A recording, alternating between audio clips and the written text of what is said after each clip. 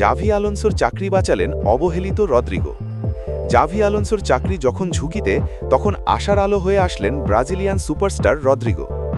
দীর্ঘদিন ধরে জাভির দল খারাপ ফুটবল খেলে আসছে, তবুও রদ্রিগোকে রিয়াল মাদ্রিদের রাইট উইঙ্গে শুরু করার সুযোগ দেয়নি জাভি।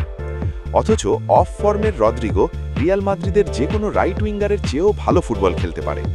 জাভি তার মাস্তান্তুয়ানোর মতো প্লেয়ারকে নিয়মিত শুরুর একাদশে সুযোগ দিয়েছিল, যে কিনা পালও ছিঁড়তে পারেনি। মাস্তান্তুয়ানো যেন জাভির নিজের সন্তান।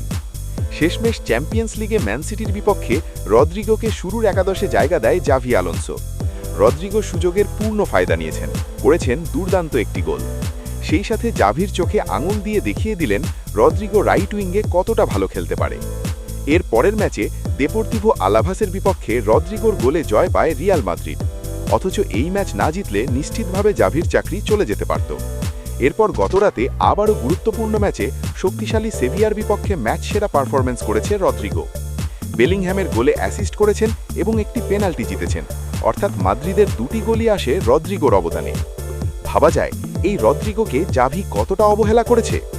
জাভির মতো একজন মাথামোটা কোচের জন্য এটা বড় একটা শিক্ষা হয়ে থাকবে। আশা করি এরপর থেকে রদ্রিগোকে অবহেলা করতে দুইবার ভাববে জাভি আলোনসো। রদ্রিগো এমন অসাধারণ পারফরম্যান্স না করলে জাভির চাকরি চলে যেত নিশ্চিত। প্রিয় দর্শক, রদ্রিগোকে নিয়ে কমেন্ট বক্সে আপনার মতামত জানান। ভিডিওটি ভালো লাগলে একটি লাইক দিয়ে চ্যানেলটি সাবস্ক্রাইব করুন। ধন্যবাদ।